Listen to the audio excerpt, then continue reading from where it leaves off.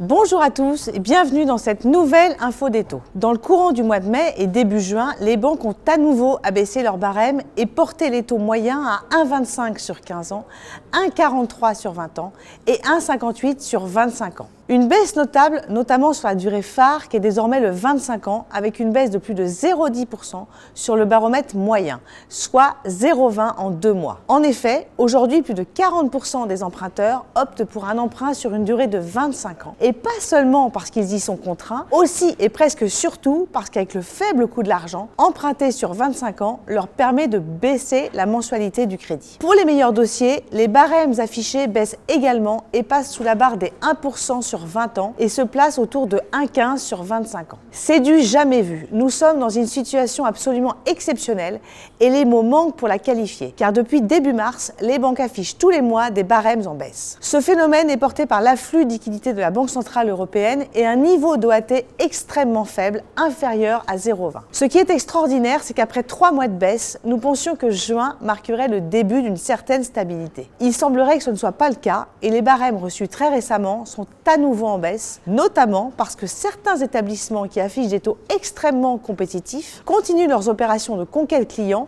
et obligent ainsi les autres à suivre le mouvement sous peine de perdre des parts de marché qui seront ensuite très difficiles à rattraper. Petit rappel maintenant sur la renégociation des crédits immobiliers. Quelles sont les personnes concernées? La question mérite plus que jamais aujourd'hui d'être posée. De façon générale, les personnes détentrices d'un crédit avec un taux supérieur à 2% peuvent potentiellement être gagnantes à renégocier. Ensuite, il y a 3 règles à connaître afin de savoir si vous avez intérêt à entamer les démarches pour renégocier votre crédit immobilier. Premièrement, disposer d'un capital restant dû d'au moins 70 000 €. Deuxièmement, être dans la première moitié de son prêt. Troisièmement, avoir un écart de taux d'au moins 0,70 entre le taux de votre crédit hors assurance et celui pratiqué aujourd'hui sur la même durée. Et évidemment, plus le capital restant dû est élevé et la durée restante longue, plus le gain sera lui-même élevé. Pour répondre à toutes ces questions, rendez-vous sur www.meilleurtaux.com ou dans l'une de nos 320 agences partout en France.